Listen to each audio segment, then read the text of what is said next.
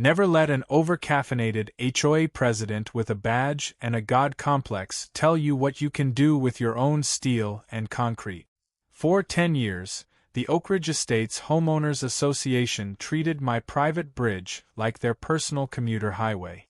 They drove their luxury sedans across it, jogged over it, and even hosted neighborhood block parties right on the asphalt. They assumed it was public infrastructure, built and maintained by the county. They were dead wrong. That bridge was built by my grandfather in 1974. It sits entirely within the legal boundaries of my family's ancestral property deed. But the current HOA president, a ruthless corporate litigator named Arthur Vance, didn't care about history or property lines. He cared about convenience. Last Monday, Arthur marched up to my farmhouse door, flanked by 2 armed private security guards. He didn't knock. He banged on the wood like he owned the place, slamming a thick manila envelope against the glass. "Mr. Hayes," Arthur sneered, his voice dripping with condescending corporate poison. "The HOA board has reviewed your unauthorized obstruction warning. Under Municipal Code Section 12, any bridge connecting to a residential zone is legally classified as public right-of-way. Open the security gates immediately, or face $100,000 in civil penalties for halting community traffic." He stood there grinning, absolutely certain he had trapped me in a legal corner. He thought he could steal my family's legacy with a fake interpretation of municipal code. Most people would have panicked. Most people would have backed down. Instead, I opened the manila envelope, pulled out his threatening letter, and used it to light the fireplace right behind him. Then, I picked up my phone and called a heavy machinery rental yard. Because Arthur forgot one tiny, fatal detail. The bridge wasn't just my property. It was structurally failing. And as the sole owner, legally, I was required by state safety laws to shut it down immediately for emergency structural repairs. Permanently. By 7:30 a.m. the next morning, the bridge barricade wasn't just a sign. It was a declaration of war. 2 heavy concrete barriers and industrial chain-link fencing now blocked the approach. When Arthur's favorite corporate vice president tried to glide across in a brand-new Mercedes, he hit the brakes so hard he left skid marks on the asphalt. Horns started blaring. Within minutes, a symphony of wealthy panic echoed down the valley. Arthur Vance didn't walk down to my house this time. He sprinted, his expensive leather loafers slapping against the road like tiny panic attacks. He bypassed the line of trapped cars, shoved his way past my boundary markers, and started hammering on my front porch rail. His face was the color of a ripe tomato, veins bulging against his temples. "Are you insane, Hayes?" Arthur shrieked, his voice cracking with pure disbelief. "Do you know who is in that line? Regional directors, senior partners, local judges. They are missing their morning flights." I stepped out onto the porch, nursing a mug of black coffee, looking down at him like he was an annoying insect. I didn't raise my voice. I didn't blink. "I told you, Arthur," I said calmly, leaning against the wooden railing. "The bridge is failing. State law mandates immediate structural lockdown for load-bearing evaluations. You're welcome to walk across if you're in such a hurry, though good luck climbing down a 50-foot gorge." Arthur's jaw dropped. He whipped out his phone, threatening to call the State Department of Transportation to force it open. But what Arthur didn't know, what his high-priced law degree completely failed to account for, was that the county engineering records classified this specific bridge as a private structural exemption since 1974. He couldn't force it open. Nobody could. And to make matters worse, the only alternative route out of Oakridge Estates was a winding, single-lane logging trail that added 45 excruciating minutes to every resident's morning commute. Arthur thought he was punishing me. He was about to find out how his own neighborhood reacted when they realized he was the reason they were trapped. By Thursday afternoon, Arthur's phone wasn't just ringing, it was melting.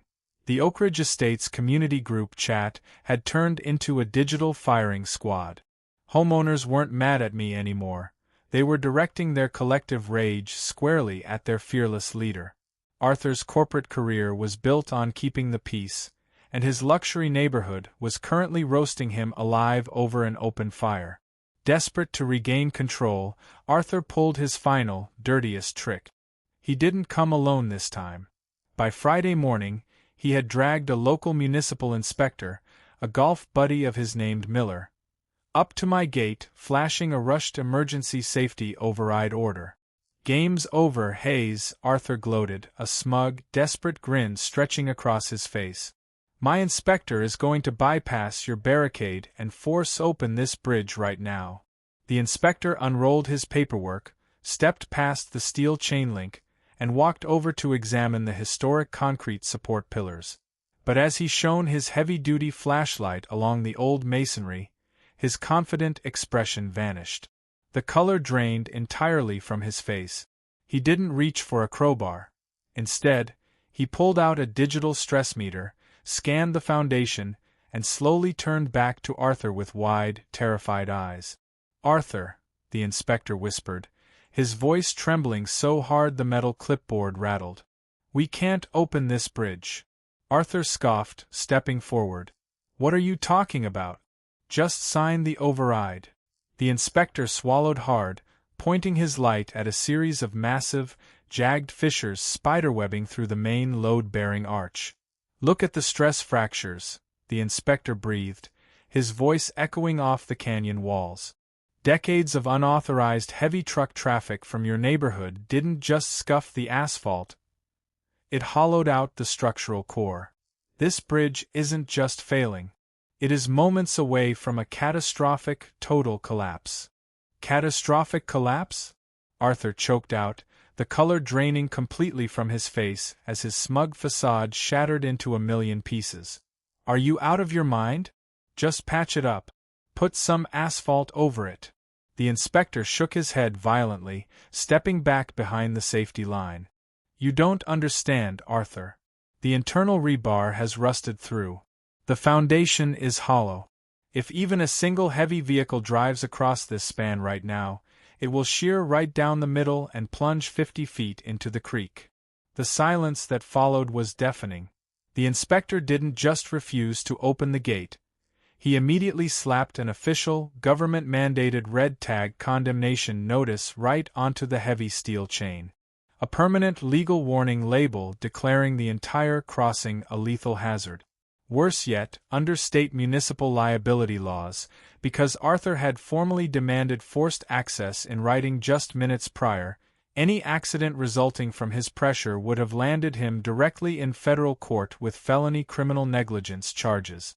Arthur's corporate career, his million-dollar home, his pristine reputation, all of it was suddenly hanging by the exact same fraying steel cables holding up my bridge. Just then, the roar of approaching engines echoed up the canyon. A convoy of 20 luxury vehicles, led by enraged senior board members and regional corporate directors, pulled up behind Arthur, blocked by his own halted crusade. They didn't see the inspector or the warning tags. They only saw Arthur standing helplessly in front of a locked gate, staring down a nightmare of his own making. Arthur turned around slowly, trembling, as the lead SUV rolled down its window and the CEO of his own firm leaned out with a glare colder than winter ice. And right at that exact second, my phone buzzed in my pocket. It was my real estate attorney, calling with the final, absolute checkmate. My attorney's voice on the phone delivered the absolute death blow. "Tom," my lawyer said, chuckling softly down the line. "The county records department just confirmed it. Because Arthur's board officially certified the bridge as a disputed public right-of-way in writing, they legally assumed liability for its maintenance. And since it's officially condemned, the HOA now owes the county, and you, over $200,000 in emergency safety remediation fees."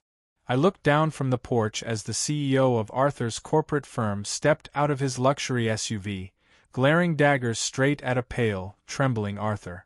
"What is the meaning of this, Arthur?" the CEO barked, his voice carrying sharply across the canyon. "Why are we locked out? And what is that red tag on the gate?" Arthur opened and closed his mouth like a stranded fish, totally unable to form a sentence. The municipal inspector didn't hesitate to step forward and deliver the final verdict. "Mr. CEO," the inspector announced loudly for all the executives to hear, "your lead litigator here formally threatened to illegally force open a structurally compromised bridge that could have plunged every vehicle in this community straight into a 50-foot gorge." The collective gasp from the surrounding executives was pure poetry. Within 2 hours, an emergency homeowners meeting was called right there on the asphalt. By nightfall, Arthur Vance was unanimously stripped of his title, voted off the board, and hit with a massive corporate reprimand that effectively ended his high-flying legal career. The HOA dissolved its toxic charter by the weekend. And the bridge? It remains safely closed, permanently under my control. Arthur moved out by Friday, slinking away in a rented U-Haul truck, while the humbled neighborhood residents quietly asked if we could one day negotiate a respectful, private easement. I just waved, took a slow sip of my coffee, and smiled. Never try to steal a man's bridge. Because sometimes the person you're trying to bully is the only one holding the keys to your entire way out.